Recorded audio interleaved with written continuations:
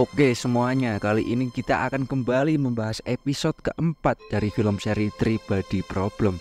Gak usah khawatir bagi yang belum nonton episode sebelumnya, link sudah saya sediakan di deskripsi. Wes, ayo kita masuk pada filmnya. Pada episode sebelumnya, rahasia di balik perangkat game VR akhirnya terkuak.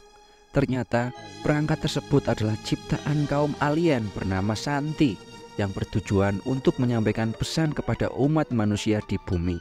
Jin kemudian mendapatkan informasi bahwa kaum alien Shanti itu sedang menuju ke bumi dan akan tiba dalam 400 tahun lagi.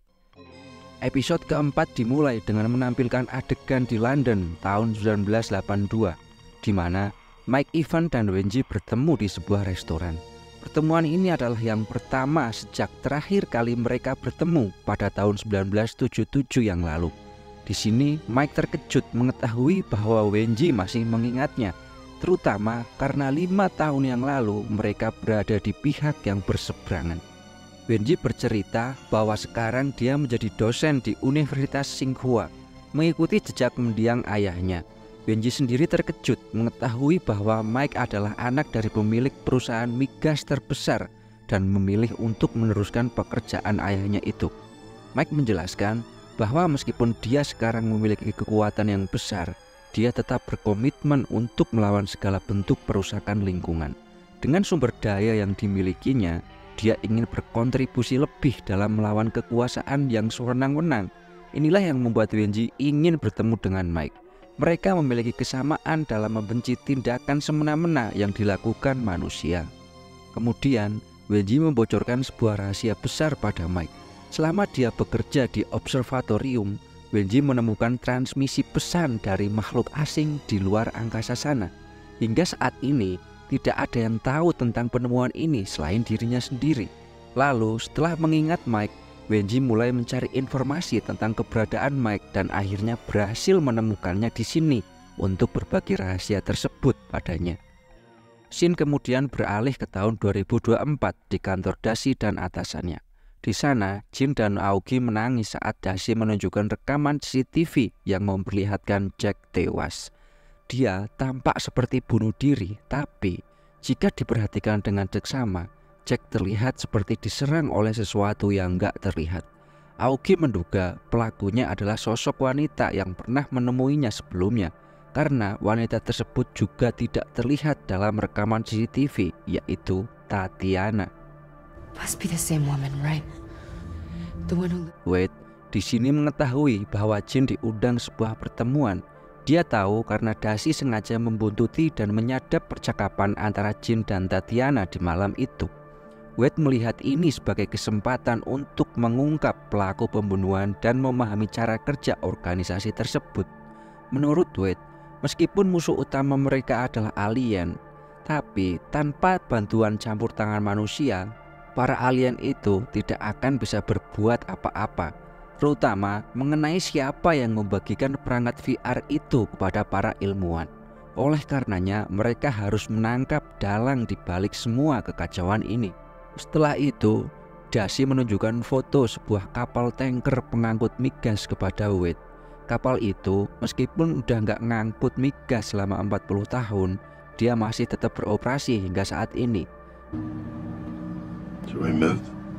Dan adegan pun kemudian berpindah ke kapal yang dimaksud. Kapal itu sedang mengarungi samudra dan di dalam kapal, Mike Evans terlihat sedang menyapa anak-anak sebelum menuju ruang kerjanya.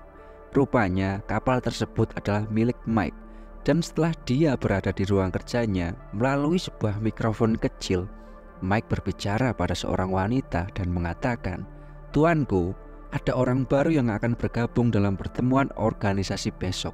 Wanita itu pun menjawab, "Mereka, para musuhmu, sudah tahu tentang pertemuan yang akan diadakan besok. Tapi jangan khawatir, kami akan melindungimu." Ya, rupanya Mike dan wanita itulah dalang yang membuat sebuah pertemuan yang akan dihadiri oleh Jin pada besok hari. We will protect you. Keesokan harinya, Will dan Saul sedang berada di kamar Jack.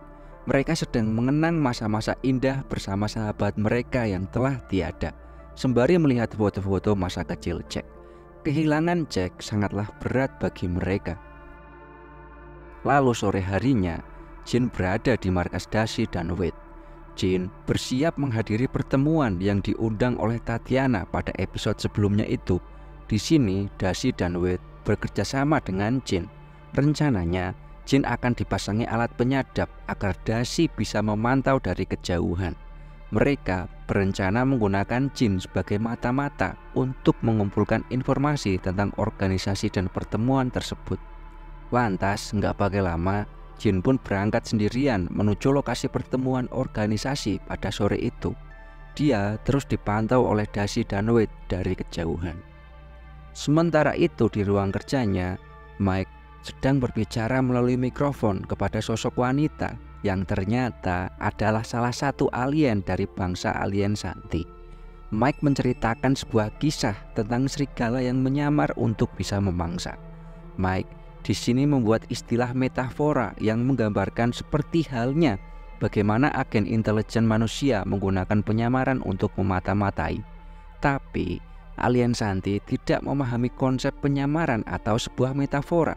Hal ini karena mereka berkomunikasi melalui pikiran dan selalu berkata jujur. Bahkan di planet mereka, gak ada dongeng atau cerita fiktif, apalagi metafora seperti yang baru saja Mike ceritakan. Alien Shanti kemudian malah menyimpulkan bahwa manusia adalah makhluk pembohong dengan janji-janji palsu, dan mereka tidak bisa hidup berdampingan dengan manusia, ujar alien tersebut. A liar cannot be trusted. Di sini, Mike coba menjelaskan bahwa yang dia sampaikan adalah bagian dari pemahaman tentang sifat dasar manusia. Itulah sebabnya bangsa Shanti membutuhkan bantuannya untuk lebih memahami manusia, ujar Mike. Tapi, alien Shanti malah memutuskan komunikasi secara sepihak, meninggalkan Mike dalam ketakutan. My lord. Adegan pun kembali berpindah pada Jin. Sesampainya dia di lokasi, Jin disambut oleh Tatiana. Dia segera menyampaikan bela sungkawa atas kematian Jack. Mendengar suara Tatiana melalui alat penyadap, Dashi merasa suara tersebut tidak asing, mengingatkannya pada suara wanita yang terdengar di pemakaman. Dan tak lama kemudian, seorang pria sebagai MC ini menyambut sang pendiri organisasi yang akan maju untuk berbicara. Dan sang pendiri organisasi tersebut adalah Wenji, ya ibu dari Vera. Lantas, Jin, Dashi, dan Wade sangat terkejut mengetahui bahwa Wenji lah sosok penyebab semua ini. Wade memberi instruksi kepada Dashi untuk bersiap, menunggu waktu yang tepat untuk bertindak. Wenji kemudian pun berpidato. Dia menjelaskan bahwa organisasi ini didirikan demi keselamatan umat manusia yang selalu merusak dirinya sendiri. Dia menyebut bahwa manusia nggak sendirian di alam semesta, karena bangsa Shanti akan datang menolong mereka. Meskipun planet mereka atau bangsa Shanti sedang dalam kekacauan, mereka berjanji akan berbagi pengetahuan tentang teknologi dengan manusia guna membantu manusia bertahan hidup tanpa konflik. Alien Shanti sedang berada dalam perjalanan ke bumi dengan pesawat antar bintang mereka, dan mereka diperkirakan akan tiba dalam waktu 400 tahun lagi. Meskipun waktu kedatangannya masih lama, Wenji ngomong persiapan harusnya dilakukan sejak sekarang agar keturunan mereka siap menyambut kedatangan alien bangsa Shanti di bumi. Wenji pun menambahkan bahwa selama 40 tahun terakhir, dia dan Mike Evans selalu berkomunikasi dengan alien Shanti, berusaha menghadiahkan dunia ini kepada mereka untuk memanfaatkan dan memperbaiki kerusakan yang dibuat oleh manusia.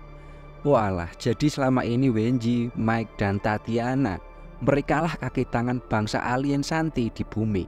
Merekalah dalang penyebab semua ini terjadi. Oke, kita lanjut. Dan gak lama kemudian, pasukan yang dipimpin oleh Dashi menyerbu atas perintah Dashi. Wenji meminta agar para hadirin tidak melawan. Namun setelah menemukan Jin, pasukan itu membawanya keluar. Tiba-tiba Tatiana menembak seorang petugas. Memicu baku tembak pun terjadi. Pasukan terpaksa melumpuhkan mereka satu persatu, termasuk Tatiana. Setelah situasi terkendali, Wenji pun ditangkap. Tetapi Tatiana berhasil meloloskan diri meski terluka di kakinya. Adegan kembali mundur ke tahun 1984. Tepatnya 2 tahun setelah pertemuan Wenji dan Mike di restoran pada awal film tadi. Kali ini Mike membawa Wenji ke sebuah kapal tanker pengangkut migas yang telah diubah menjadi markas penelitian.